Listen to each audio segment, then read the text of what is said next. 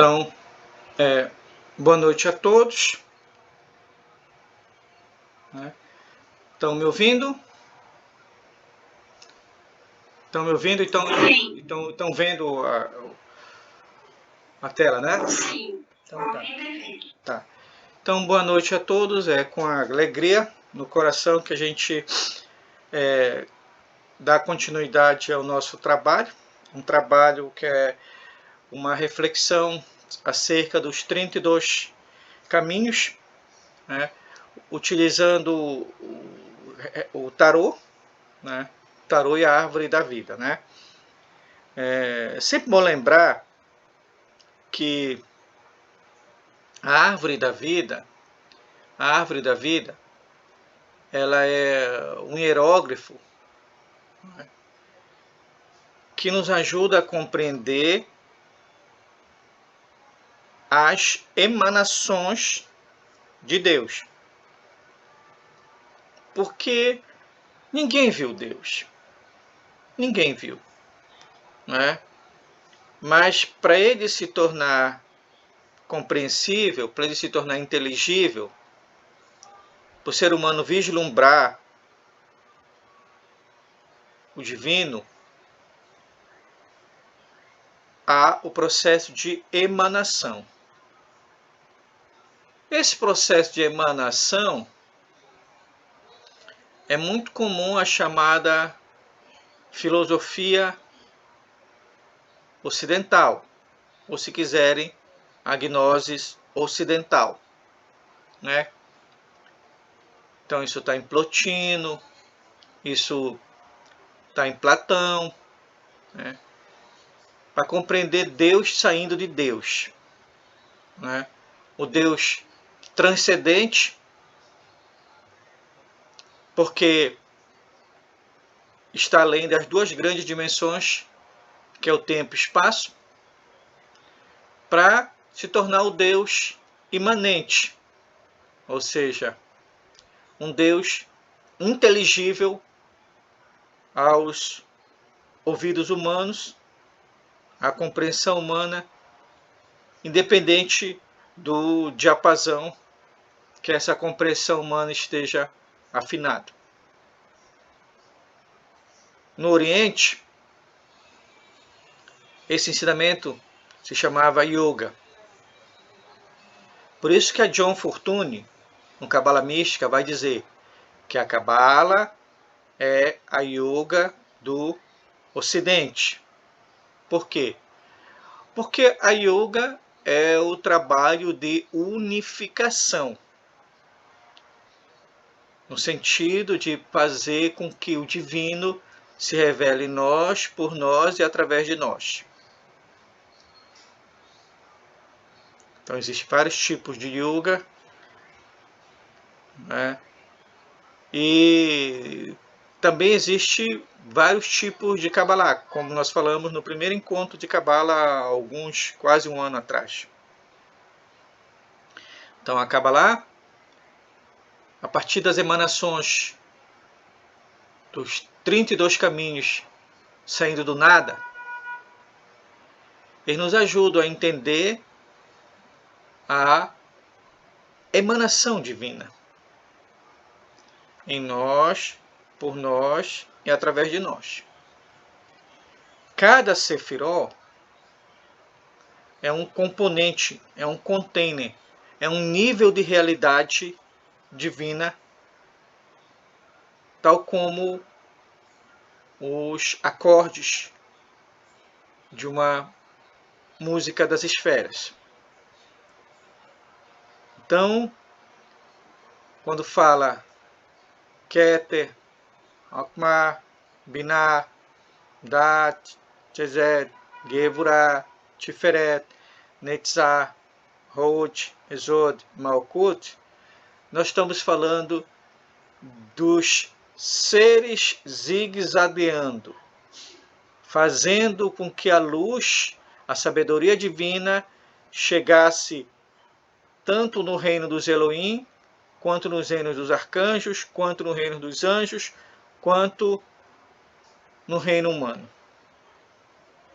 seres humanos, os seres zigue-zagueavam, quer dizer, subiam e desciam, subiam e desciam, subiam e desciam.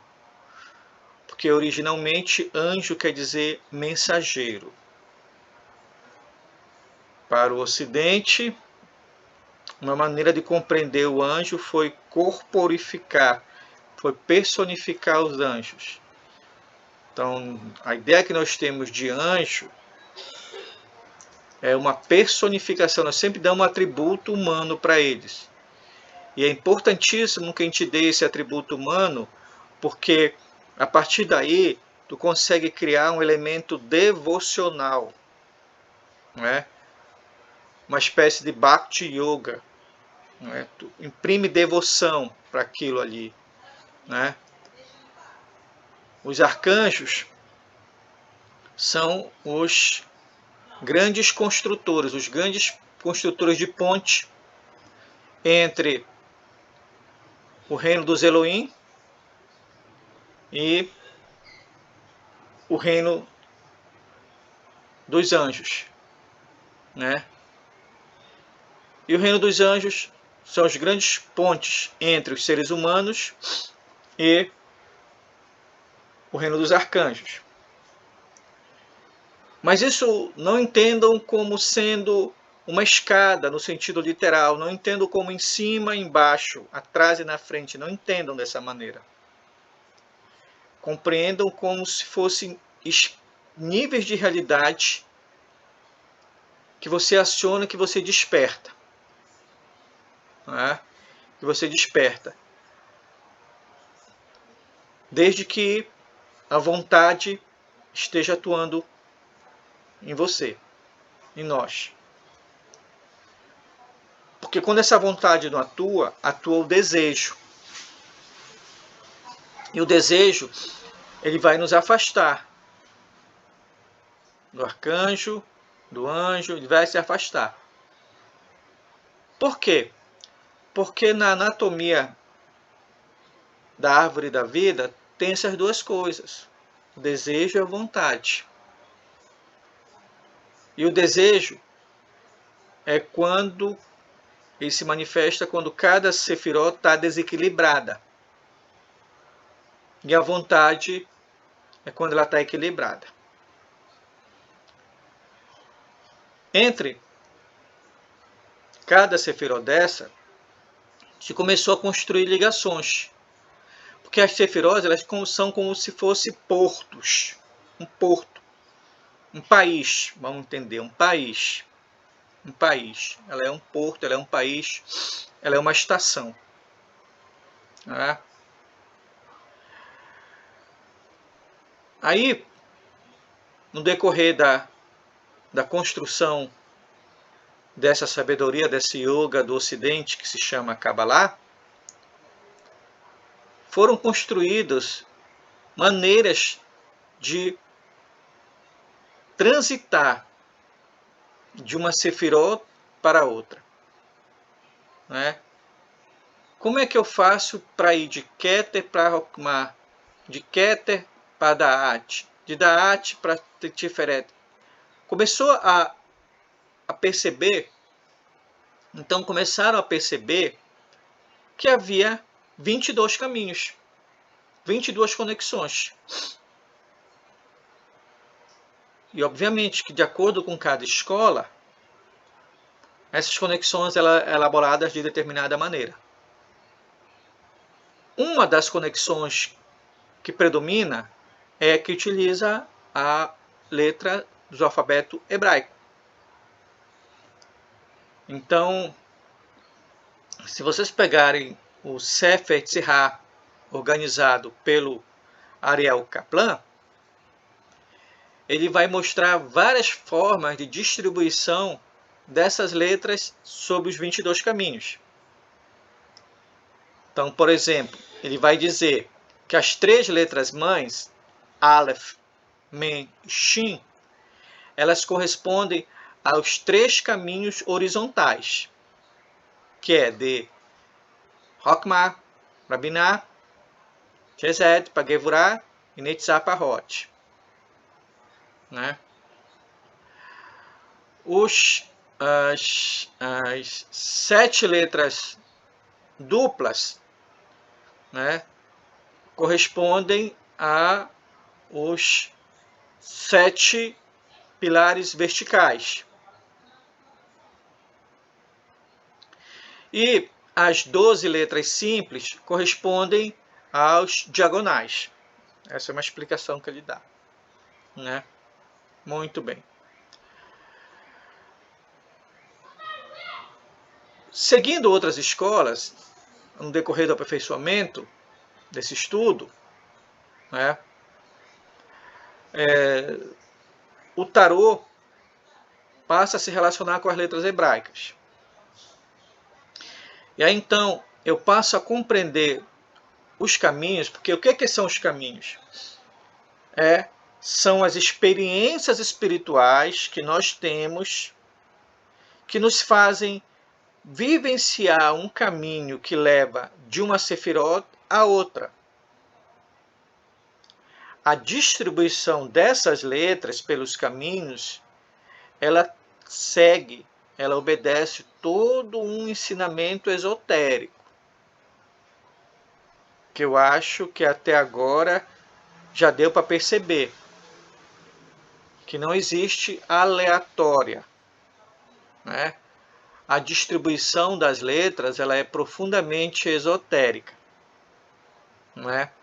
Então, se tu pega o caminho 32, né, que é o caminho que liga Malkut a Yesod, esse caminho 32, a carta do tarô que vai estar lá é o mundo, e a letra que vai estar lá vai estar Tal, e o planeta que vai estar vai ser Saturno. Deus que vai estar vai ser Saturno. Tal é a mesma coisa que cruz. Então, neste caminho, o que é que ele está dizendo para o peregrino?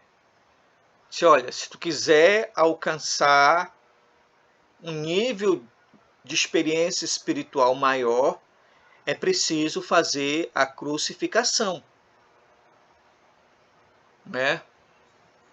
É preciso o exercício do desapego. Por isso que o Tal é o Saturno. Tá? Então, quanto mais familiaridade nós tivermos com o panteão das divindades, com a simbologia alquímica, com as letras hebraicas, mais elementos nós vamos ter para compreender o símbolo, a simbologia e a simbólica de cada caminho. Porque cada caminho é uma experiência espiritual. Os caminhos não são andares de um elevador.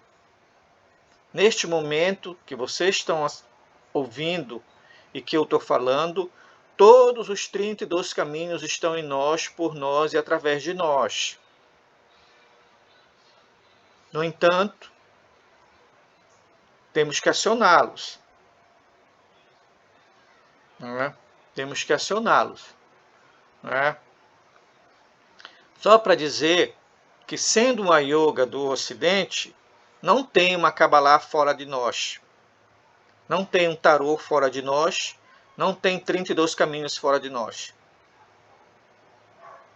Os 32 caminhos são como junções de fragmentos nossos. Se quiserem, como falam os irmãos valentinianos, fragmentos do nosso pleroma. Eu estou falando dessa maneira, desses primeiros 10, 15 minutos, para a gente lembrar qual é o propósito, para a gente lembrar de onde a gente veio, para a gente lembrar onde a gente está, porque nós não estamos tratando de um exercício intelectual. Nós não estamos tratando de algo para grandes plateias. Nós não estamos tratando de algo de um conhecimento. Né? Nós estamos tratando de uma espécie de psicanálise da alma, né? De um exercício psicanalítico da alma, tendo como apoio o tarô de Crowley, e eu já expliquei por que é o tarô de Crowley, né? Porque no meu entendimento, eu falo do meu, na literatura que eu também observo, né? Ele o tarô do ponto de vista dos decks que existe, né? Ele é um tarô profundamente iniciático, né? É um tarô para mago, é um tarô para alma velha, é um tarô para gente cascuda, é um tarô para aquele que não quer ser curioso. Ele não quer ser curioso. Não é para curioso o tarô de Crowley, é para quem estuda, né? Porque ele exige, ele te fornece chaves importantes para compreender a anatomia da alma, né? No sentido de fazer com que essa alma encontre a sua verdadeira vontade. E o que se chama de verdadeira vontade nada mais é do que o divino em nós, por nós e através de nós. Ainda que algumas escolas chamem essa verdadeira vontade de Santo Anjo Guardião, outras chamem de Sofia, outras chamem de Cristo, mas é o divino em nós, por nós, através de nós. Não há nada além disso. Tá? E o alfabeto hebraico e as cartas do tarô, elas simplesmente nos ajudam a lembrar essa origem nossa. Tá? Essa origem nossa. Muito bem. Tendo isso em conta, nós vamos falar hoje do 28º caminho, o imperador, né? Então, eu começo mostrando para vocês o seguinte, né? Então, eu tenho o 11º caminho, que é de Keter a Hokmah, que é o louco. O 12º caminho, que é de Keter a Binah, que é o mago. O 13º caminho, que é de Keter a Tiferet, que é a imperatriz, a sacerdotisa, melhor dizendo, a grande sacerdotisa. E eu tenho aqui o de Hokmah, a Binah, eu tenho a imperatriz. A imperatriz. Tá? Então, se pegarmos o tarô, os decks de tarô, geralmente que a gente utiliza para demonstrar, né? Por exemplo, o tarô da Golden Dawn, esse aqui bem vermelhinho, bem na ponta, bem vermelhinho aqui com um carneirinho aqui. Olha lá, ele tem o Rê, né? Ele tem o Rê, né?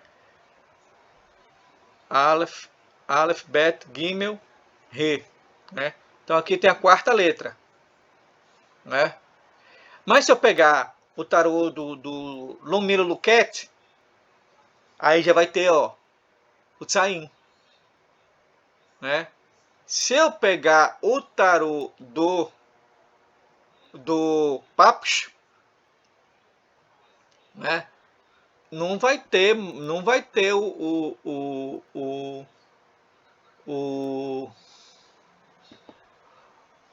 o Rê, vai ter outra letra, não é? Aqui no tarô de White não vai ter letra. E eu coloquei rei de copa aqui, na realidade é o imperador. Tinha que ser o imperador aqui, né? Eu troquei aqui, mas é o imperador, né? Então, onde eu quero chegar, né? Que vamos pegar o da Golden Dawn, né? Para eu compreender aqui, tá? Vamos primeiro compreender essa troca, tá? A letra hebraica, Tzad, né? Ou aí que as duas formas, aqui quando está no início ou está no final da palavra. A Golden Dawn, seguindo os manuscritos que a originaram, atribuía ao imperador a letra Rê, né?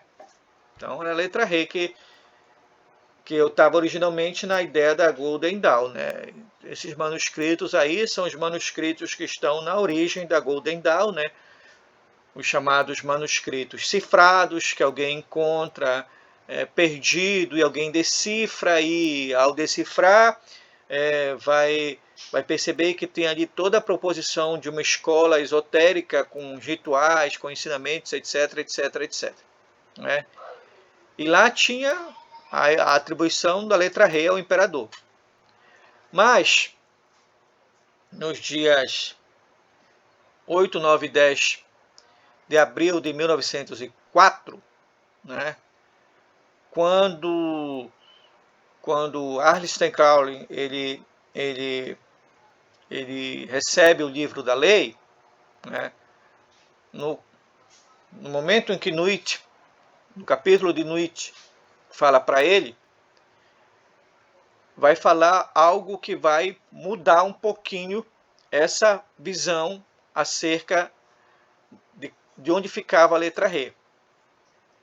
Aleister Crowley, durante o tempo, foi da Golden Dawn, né? E da Golden Dawn, para determinado momento, para tu atingir determinado grau, tu tens que, um dos exercícios é tu escrever o teu próprio, desenhar o teu próprio tarô, né? Então, quando a gente fala tarô da Golden Dawn, é porque a construção do tarô era um exercício da Golden Dawn, né? Então, para perceber o nível de maestria em que a escola convidava os seus alunos a se tornarem, né? E o Aleister Crowley foi da Golden Dawn, né? Então ele foi da Golden Dawn durante um tempo e aí ele atingiu os graus mais superiores, mas aí ficou um tempo e ficou desencantado com tudo. Ficou desencantado com tudo, né? Ficou desencantado com tudo e com tudo que fala, sobretudo com a magia. Ficou desencantado com tudo. E saiu peregrinando, buscando algo maior, né? Porque o Aleister Crowley, desde quando ele lê lá Nuvens sobre o Santuário do Eckhart House, ele quer porque quer conhecer essa igreja interior, esse templo interior que o Eckhart House fala, né? Então ele quer conhecer isso, então ele sai para buscando isso daí, vai buscar, né? E aí quando ele vai na Golden Dawn, né, na experiência que ele tem da Golden Dawn do final do século XIX, início do século XX, então ele meio que se desencanta com aquilo e vai procurar o caminho dele. Aí vai para o Oriente, ele entra em contato muito com o yoga, ele entra muito em contato com o budismo, enfim, com ensinamentos orientais, né? Né? E aí, enfim, eu estou encurtando a história, né? Estou encurtando a história só para dizer o seguinte, que ele conhecia o sistema da Golden Dawn, tá? Então, o que ele vai propor aqui é uma espécie de retificação do sistema da Golden Dawn, né? Porque ele vai propor não, a partir da revelação do livro da lei, né? Então, quando é revelado o livro da lei, uma parte lá que Nietzsche diz para ele vai dizer: todas essas velhas letras de meu livro estão corretas, mas Tzad não é a estrela, né? Aí o Crowley, obviamente, quando o livro da lei é revelado para o Crowley, ele nem mesmo acredita naquilo ali, ele não acredita, ele guarda, dá um tempo, depois, muitos anos depois, que ele vai olhar aquilo e vai perceber que tem algo potente ali, né? Tem algo potente, né? E aí então ele vai se debruçar, dentre outras coisas, ele vai perceber que ele vai procurar outra carta para Tzad. Então o que ele vai ver?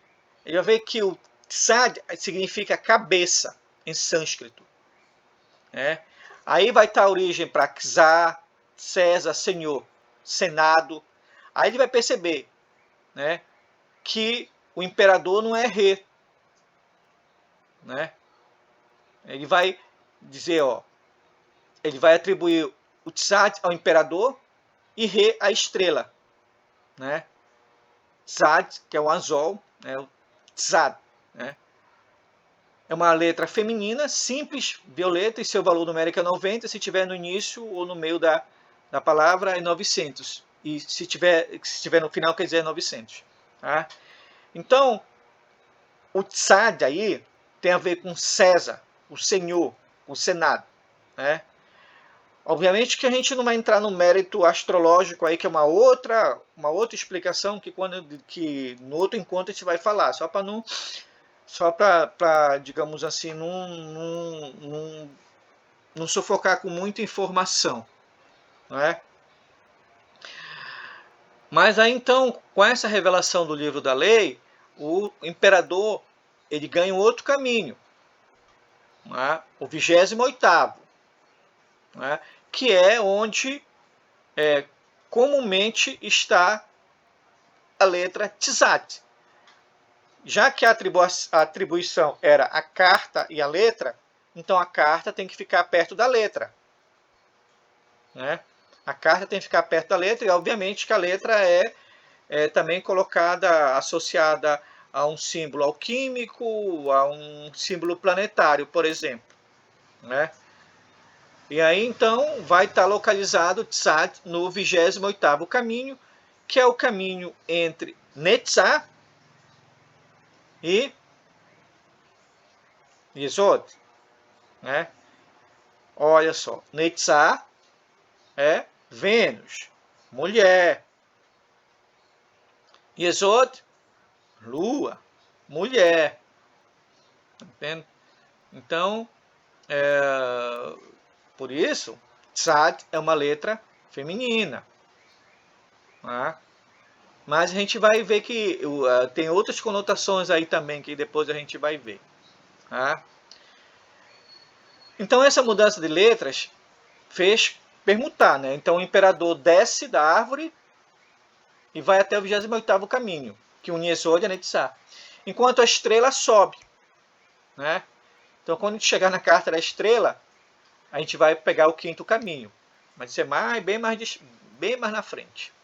Tá? Então, esse é o primeiro ponto para a gente começar a compreender. Muito bem. Muito bem, muito bem. Qual é a energia que passa o imperador? Né? Deixa eu tirar isso aqui, esse rei de copas aqui, senão o pessoal que vê vai achar que vai mangar de mim achando que... Mas muito bem. Vamos pegar esses 4, suficiente. Depois, dever de casa, vocês veem lá o imperador no tarô de Marseille. Tá? Então, uma das coisas que predomina nessas imagens aqui, tá? É a ideia de algo imponente, como ele fala. Aqui quem fala é o Crowley, tá? Use toda a sua energia para governar seu pensamento. Queime o seu pensamento como a fênix. Tá? Aqui já está uma indicação muito interessante. Por quê? Porque o fato de queimar o pensamento como a fênix associa a algo de comando. Comando. Alguém que vai comandar. Mas esse alguém que vai comandar, ele, ao mesmo tempo que tem que ser enérgico, ele não pode transformar a energia em algo negativo. Então, o fato de queimar o pensamento com uma fênix, quer dizer, é sempre necessário duvidar do pensamento, não se aprisionar ao pensamento, observar o pensamento como quem observa uma tela de televisão. Não se identificar com o pensamento, mas se identificar com a energia sua. Porque você que é o senhor do pensamento. É a energia que governa o pensamento e não o pensamento que te governa. Quando o pensamento te governa, eu tenho um ditador. Tá? Então, aí eu estou falando diretamente com o atributo de Áries. De Áries. Né? Aquele que faz a guerra, aquele que conquista, aquele que busca a vitória, aquele que entra em contenda, aquele que ambiciona, aquele que procura ser original, aquele que procura ser confiante, mas pode ser arrogante, aquele que é megalomaníaco, que briga, que teima, que tem mau humor, quando está desequilibrado. Tá? Lembra que eu falei agora de vontade e desejo? Tá? Então é imperador porque ele é senhor do reino. E o reino, nesse caso, são os pensamentos. Tá? Ao ser o rei, ao ser o imperador, ou seja, ao governar os pensamentos, ele é capaz de dar forma ao pensamento. Tá? E ao dar forma ao pensamento, ele constrói. Tá? Então ele é imperador porque ele governa os vários reinos. E qual é o reino que ele fala? É, no caso, o pensamento. Tá? Por quê? Porque é típico do elemento Áries, a liderança. Então, ele tem que ser igual, ele tem que liderar, mas ele não pode ser inflexível, ele tem que liderar a partir da energia que está nele. Né? Então, por isso, esse constante refazer do pensamento que nem a fênix. Né? Então, isso é importantíssimo. Né? Tanto do Milo Luckett, quanto do White, quanto da Golden Dawn, né? Situam, ou mesmo do Papo, situam ele num trono. Né? Num trono. Né? Mas vamos lá pegar mais detalhadamente as figuras. Né? Então, essa carta aqui é muito rica em simbolismo, como todas as cartas do Tarot de Crowley, dos arcanos maiores. Né? Então, vamos lá. Aí eu tenho uma figura masculina de homem em trajes vermelhos,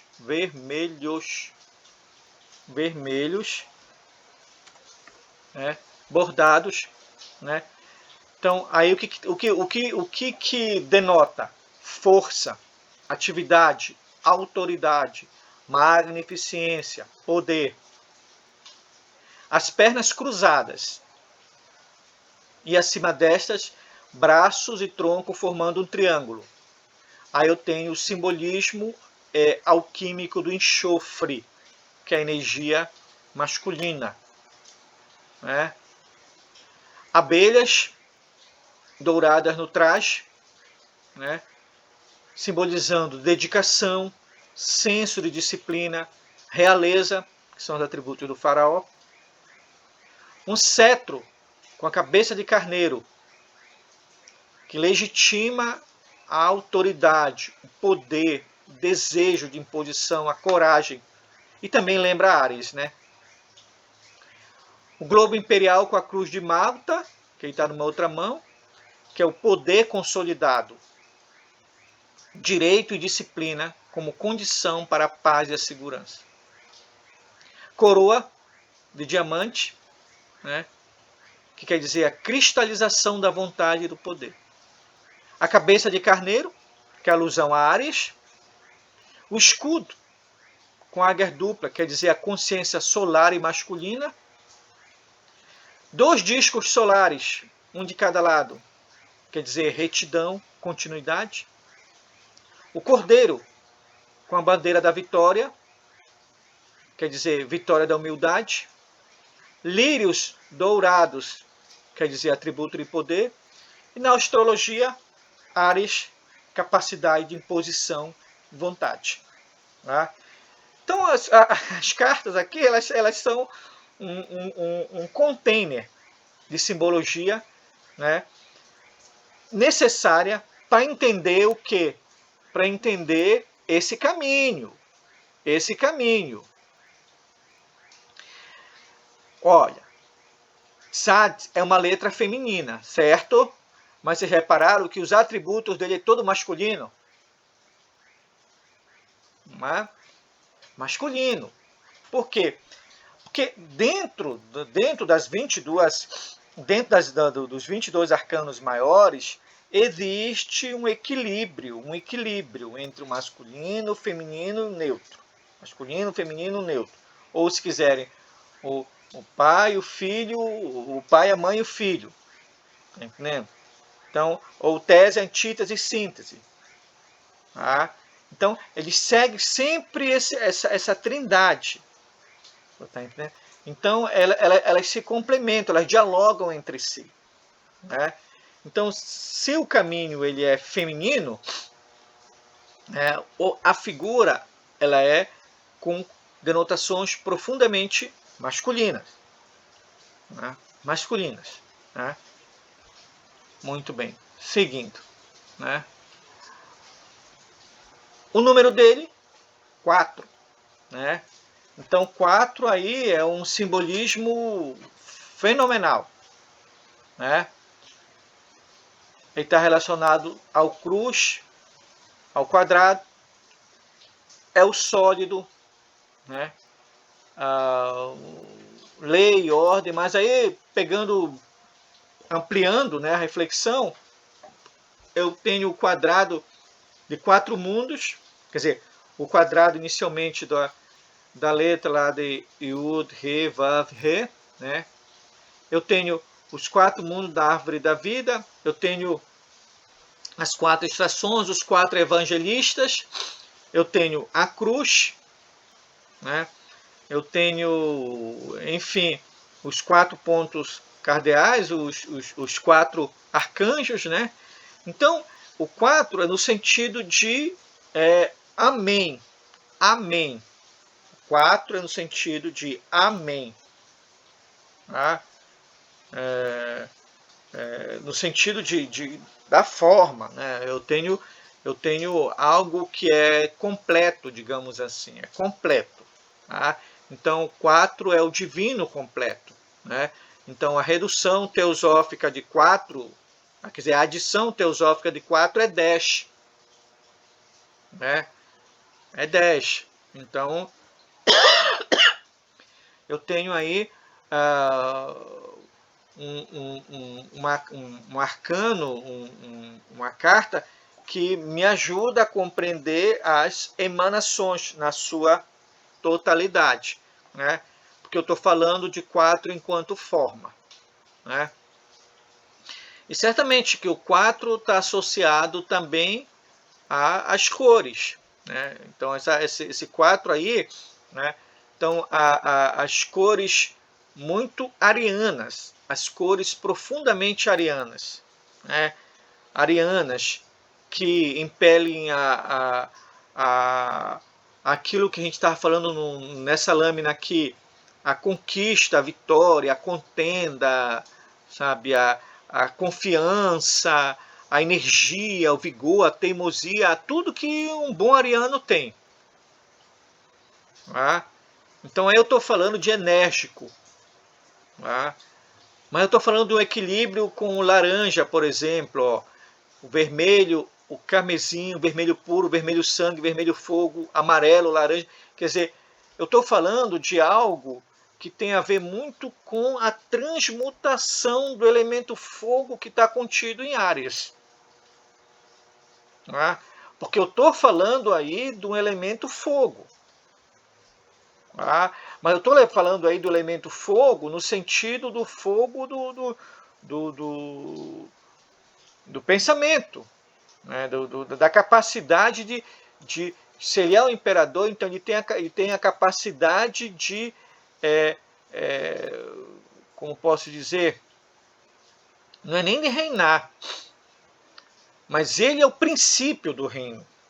Ele é alguém que vai dar a norte para o reino. Né? Então, esses elementos, todos da carta que nós falávamos aqui anteriormente, né? Todos esses elementos que estão aqui são chaves para compreender como é que ele vai reinar, como é que ele vai, os princípios que vão ser utilizados para ele garantir o império, né? Então, agora é interessante o seguinte, que ele, de certa maneira, é uma parte do processo, porque nós falávamos anteriormente que os 22 arcanos eles estão, sobretudo, em trindades, né? Mas eles, dentro dessa trindade tem o masculino e o feminino. Tá? Então percebam que ele está olhando para alguém. Ele está olhando para alguém, ele está procurando alguém. Ele está procurando alguém. Né? Muito bem. Seguindo, né?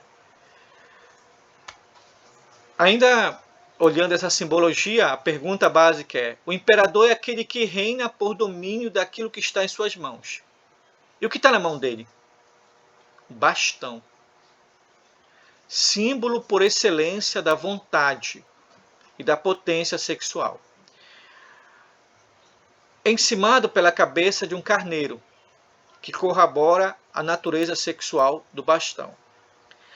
Quando a gente fala de natureza sexual, em termos de esoterismo, nós não estamos falando de natureza carnal. Nós estamos falando da capacidade criativa, da capacidade de retornar ao estágio de androgenia do ser humano e harmonizar, como fala lá no início do Gênesis. E Deus fez o homem à sua imagem e semelhança, macho e fêmea o fez. Quer dizer, quando fala dessa potência sexual, no esoterismo, dessa magia sexual, é a capacidade que a gente tem de organizar, como diz o Jung, o animus e a anima dentro de nós. E compreender que dentro de nós a criação só acontece a partir do momento em que o masculino e o feminino, o yin e o yang, o positivo e o negativo, o doador e o receptor, né, o linguão e o útero estiverem juntos. Né? Então, esse potencial, aqui, quando ele está falando, é porque, reparem bem, ele está num caminho que é eminentemente feminino. Né? É o caminho que está na Lua, é o caminho que está em Netzach, que é Vênus. Tá? Então, e está com uma letra feminina. Tá? Então,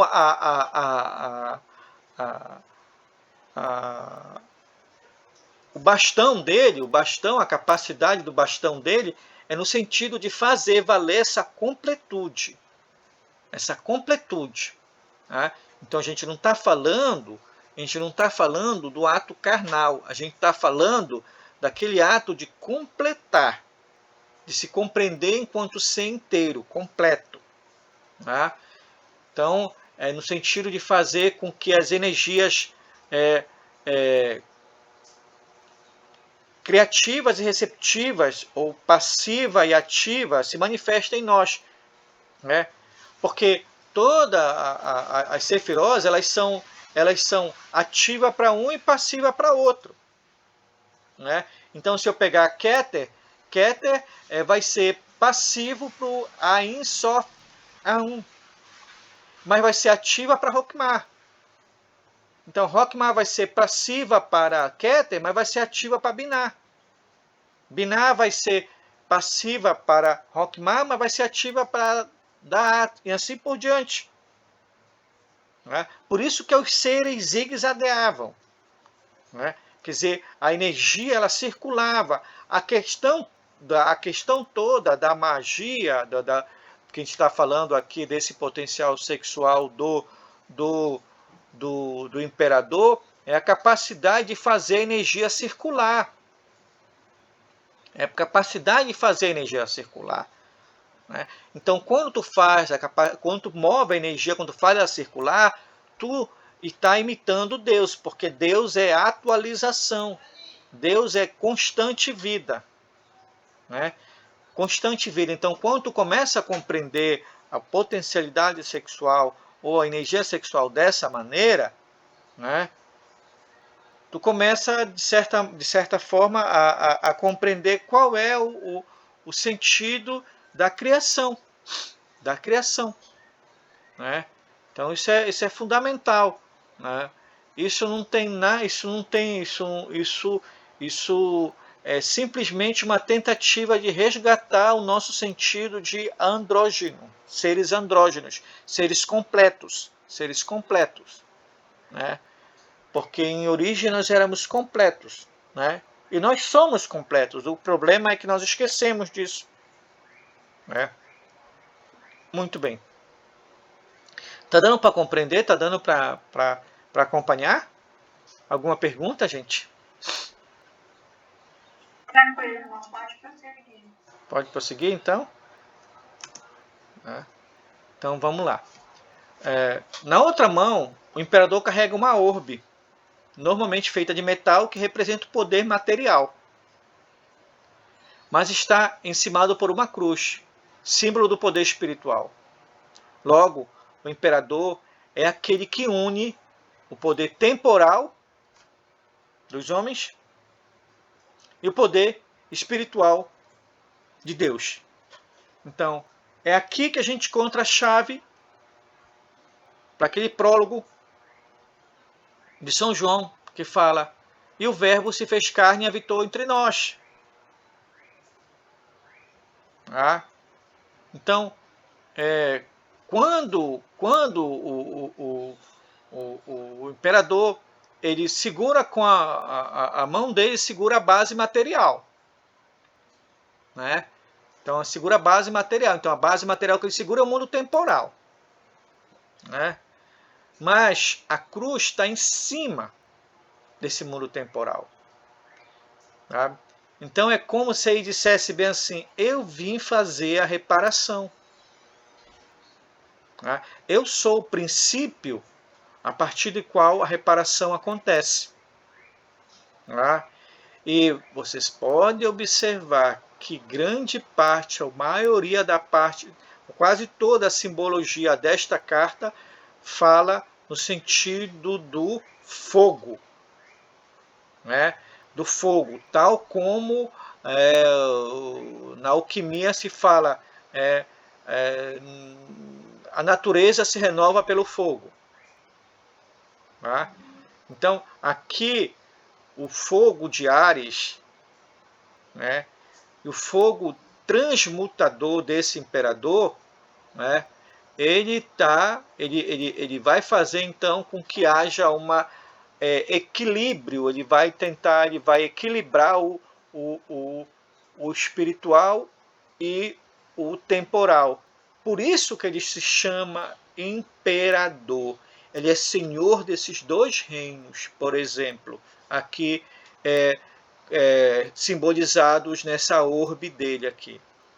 Né? Mas ele não é só senhor desses dois reinos, ele também é senhor dessa potencialidade sexual, como mencionamos anteriormente. Tá?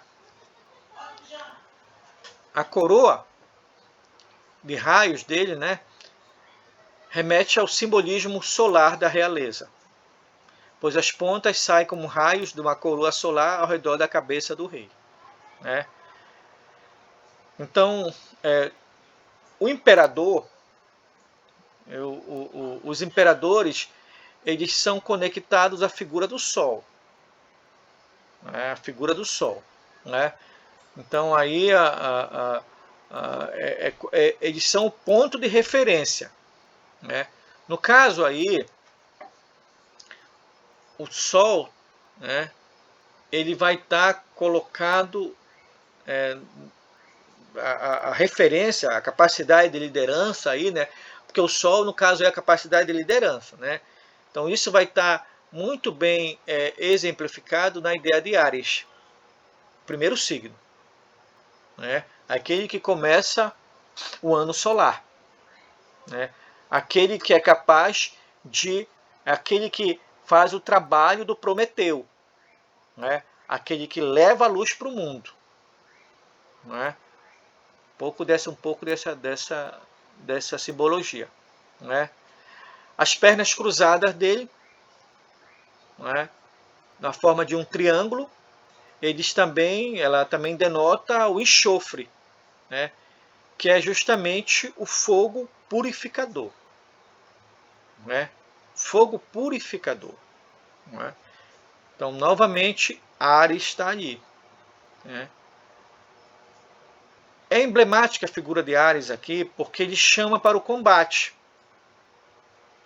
Ele chama para o combate, né?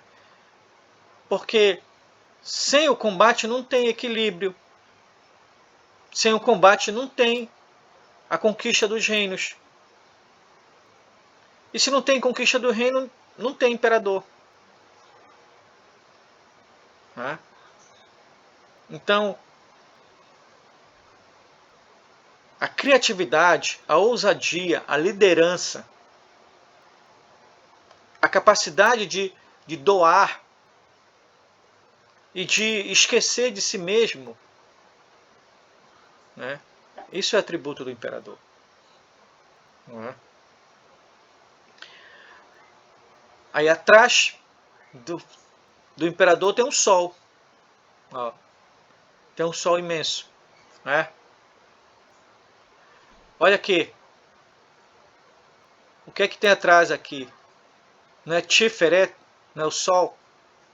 Ó, o sol está bem aqui, está atrás do imperador. O imperador está bem aqui, ó, o sol. Tá? Então, atrás dele tem Tiferet, né? Então, o enxofre representa o fogo no seu estágio mais sublimado, né?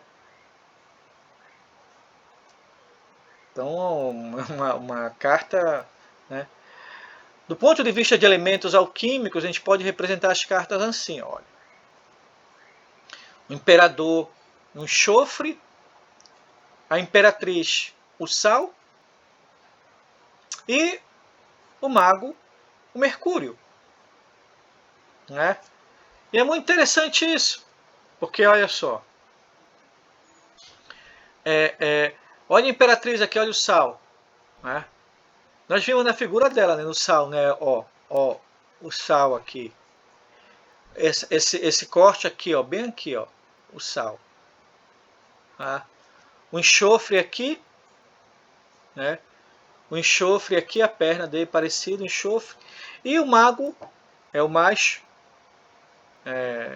o mercúrio está muito mais simbolizado aí, né? Olha só as pernas aladas dele aqui, né? Aqui em cima também, né? Nós vimos isso nos encontros passados. Então aqui eu tenho os 3 elementos alquímicos, né? Os 3 processos de transmutação. Tá? Anteriormente eu falei que o mago, que o imperador, ele olha procurando uma figura, né?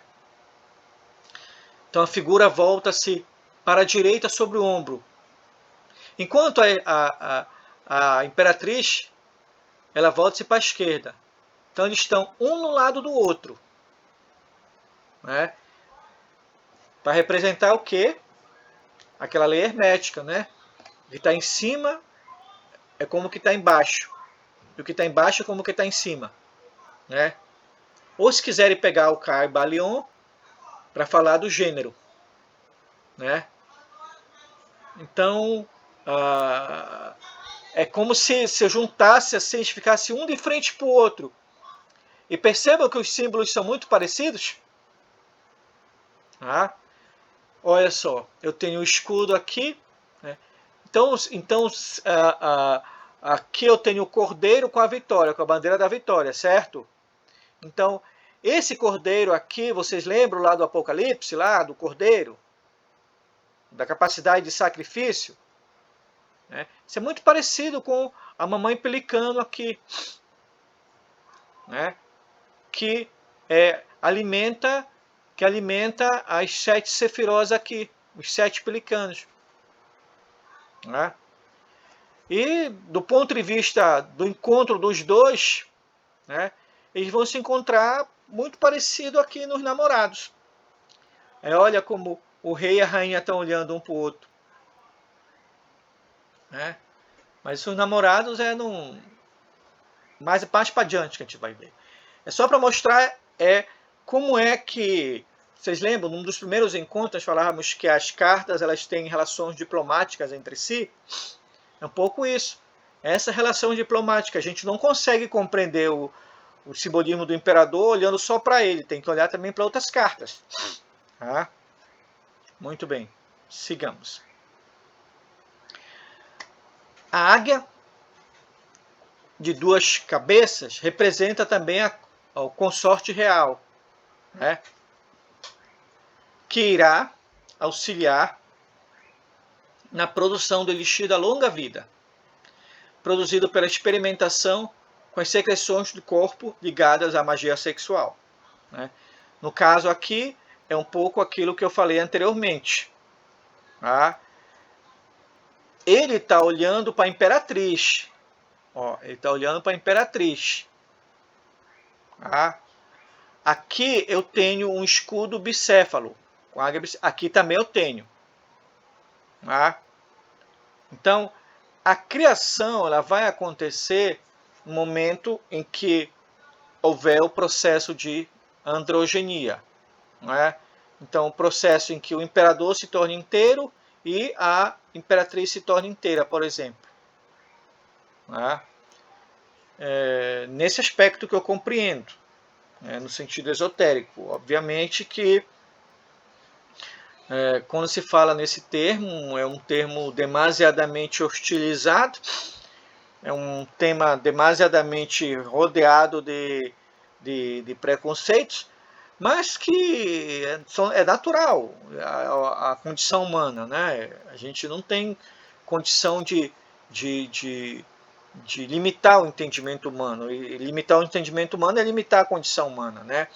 Agora também a gente não pode, de certa maneira, partilhar, acreditar em tudo que vê, em tudo que ouve, em tudo que lê. Né? É preciso colocar isso dentro de um sistema de conhecimento que tenha uma coerência e uma consistência. Então, nesse aspecto aí, a magia sexual aí é a grande operação criacional que ele está falando. Tá? A grande operação criacional. A gente não está falando de algo de natureza eminentemente carnal. Tá? A gente está falando ao encontro entre animos e anima, digamos assim. Né? Tendo o círculo vermelho atrás da águia, de 2 cabeças, este adquire o simbolismo da tintura vermelha dos alquimistas, relacionada com o sol e com o ouro. Na imperatriz, a águia branca de 2 cabeças adquire o simbolismo da lua e da prata. O cordeiro aqui é o símbolo do poder de Cristo dos homens. A mansidão. É a mansidão do amor cristão, que foi satirizada por Crowley. Né? Crowley ele satirizava, eu não diria o cristianismo, ele satirizava o catolicismo. O catolicismo. Eu acredito que ele, na minha leitura, ele tinha um certo respeito com a gnose cristã. Né? Então, tanto é que várias vezes ele vai chamar o santo anjo guardião dele de Adonai. Adonai, Adonai, Adonai. Né? Muito bem. A relação de Ares, do caprino Ares com o carneiro, é o poder diretor, apoiado na mansidão. Né? Logo, esse imperador, apesar de firme, ele não é grosseiro. Né? Firme, mas não é grosseiro.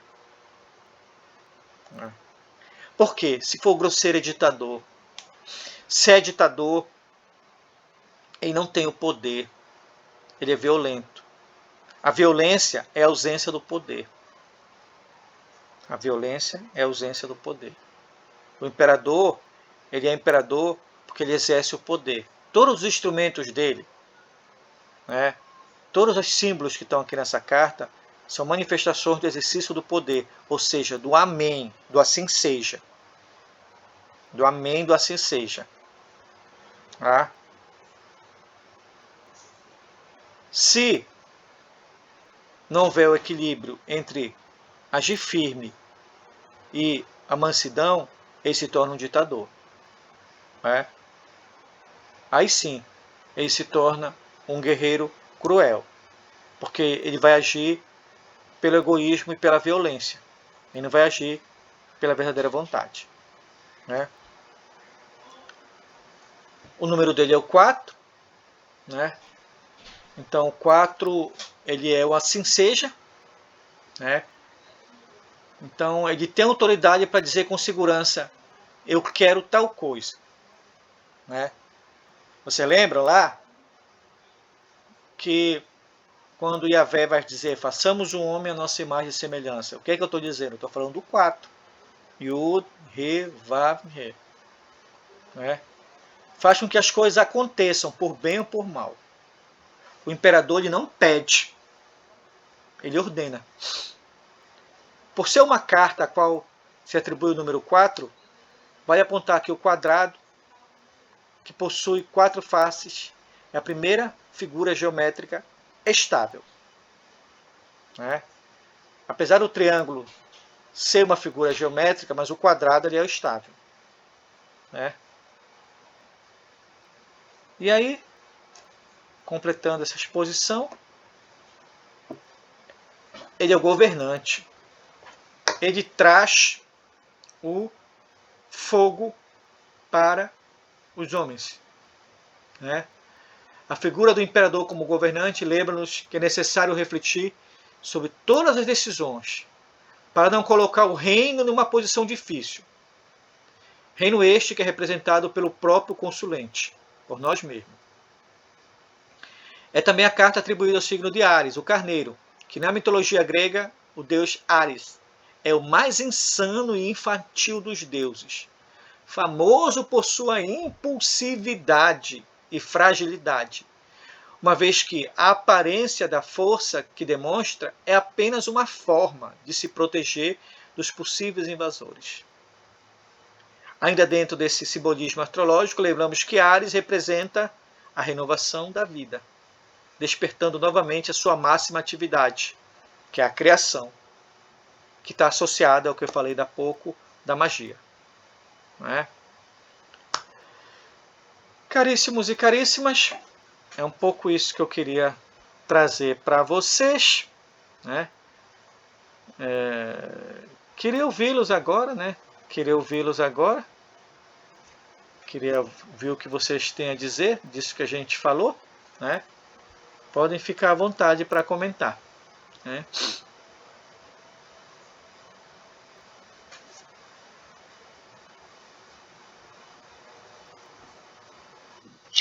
Já que ninguém vai falar nada, eu vou falar. Pode falar. Boa noite. Logo no início, inclusive isso daí que o senhor leu, tem lá naquele site que o senhor mandou com todas as cartas do tarô do Crowley pra gente, né?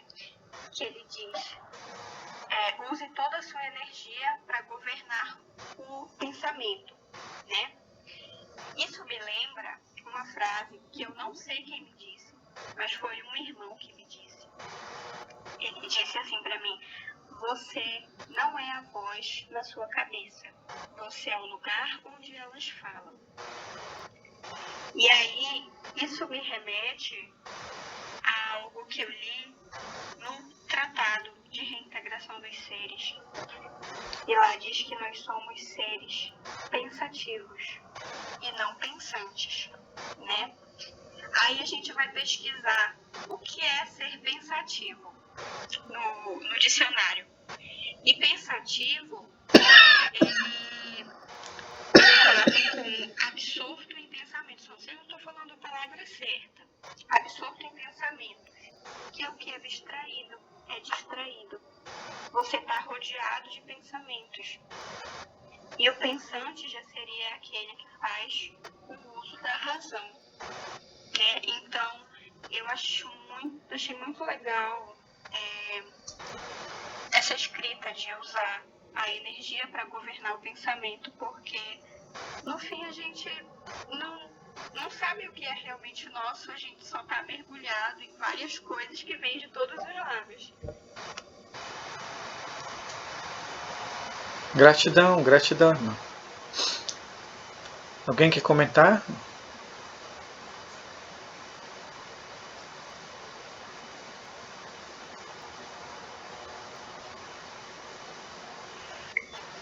Já que ninguém vai falar de novo. Pode falar, irmão. A letra, eu não sabia, irmão. Eu não sabia da questão da letra, sabe? Né? Ser desse arcano. Quando eu tirei a estrela, eu fiz o estudo como se fosse normal, né? Já se fosse da estrela. E foi muito bom fazer essa descoberta, porque a Tzad, ela é justamente o anzol, né? E é o anzol que vai buscar o estudante lá nesse meio de pensamentos que ele está e levar ele para um plano superior. Por isso que, ao menos na minha visão, né, no meu entendimento, que a gente tem que usar a nossa energia nesse quesito. Essa carta, né, ela justamente ela convida nós a perguntar mais ou menos o seguinte: quem é senhor de quem? Né? Quem é senhor de quem? Quem manda em quem? Quem governa quem? Né? É tu que governa o pensamento ou o pensamento que te governa? Porque o imperador aí, no sentido de ser senhor dos seus vários reinos, né? Dos seus vários reinos, né? Então, nesse aspecto aí. Por isso que ele vai estar situado naquele caminho, que é um caminho que vai estar ligando duas situações muito, muito interessantes, que é dois, digamos assim, ele vai estar ligando, ele vai ter que ser, ele vai ter que ter muita discernimento para administrar, para não cair na luxúria de Netzah e não cair no engano de Yesod. Né? Então o caminhante que é de Yesod para de Netzah para Yesod, ele tem que não se deixar cair nem pela luxúria e nem pelo engano. Em Yesod, em Netzah está o mandamento não cometereis adultério. Não cometereis adultério quer dizer não adulterarei a realidade. Não tomareis o irreal como real. Ou seja, não me deixarei ser enganado pela Matrix. Não é? Como diz lá me esqueci agora o livro lá, Max Gimmel, O Legado do Saber. Ele vai dizer que a realidade é o sonho do homem. Né? Então, cometer adultério significa acreditar que essa é a única vida possível. Né? O adulterar aí, o cometer adultério, não tem nada a ver com cobiçar a mulher do próximo. Não é isso. Mas, de certa maneira, cobiçar a mulher do próximo é um sentido bem superficial de adultério. Porque tu estás adulterando. O que quer dizer isso? Tu não estás respeitando o limite matrimonial, digamos assim. Né? Tu estás adulterando. Mas no sentido esotérico do termo, não cometer adultério quer dizer não caia na ilusão de Maia. Né? Na ilusão de Maia.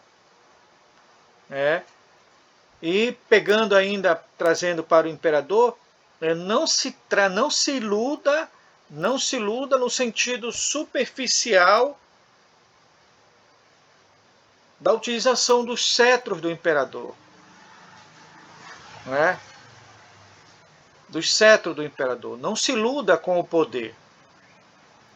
Não é? Porque a pergunta é, quem pode sobre quem?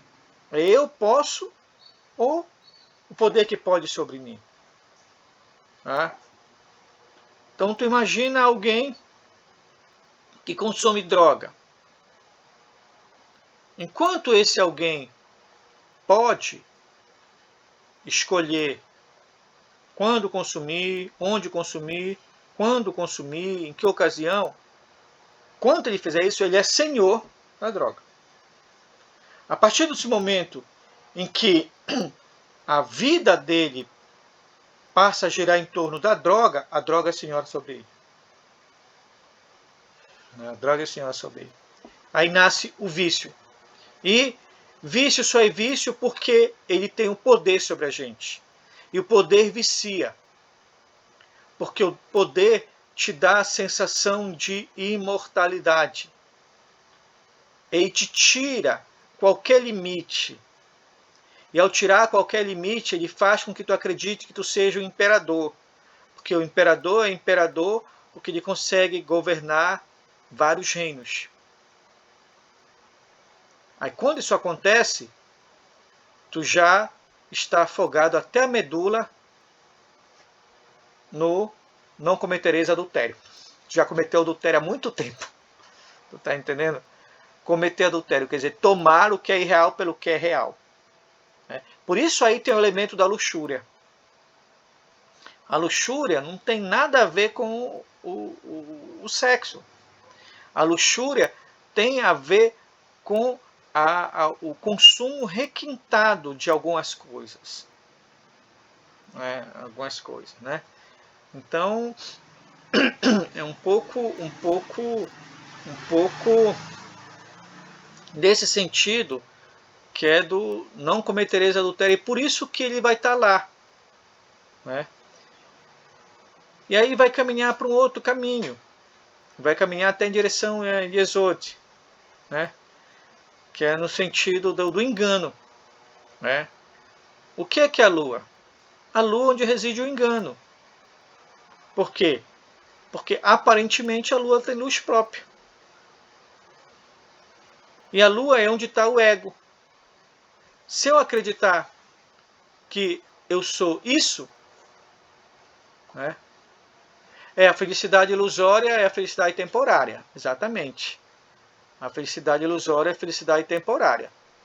Né? Então, Yesod é onde está a lua, onde está o ego. Então, se eu acredito que eu sou isso, aí eu estou iludido. Né? Então, são esses elementos assim, que são importantes a gente compreender que está conectado. Né? Está conectado. Outro dia, quem sabe, eu faço uma exposição sobre os 10 mandamentos e as 10 sefirot. Tá entendendo? Ou o Pai Nosso e as 10 sefirot, para compreender. Porque os 10 mandamentos são 10 tentativas de equilibrar a sefirot, de não deixá-la desequilibrada. E o Pai Nosso são 10 proposições no sentido de não deixá-la desequilibrada.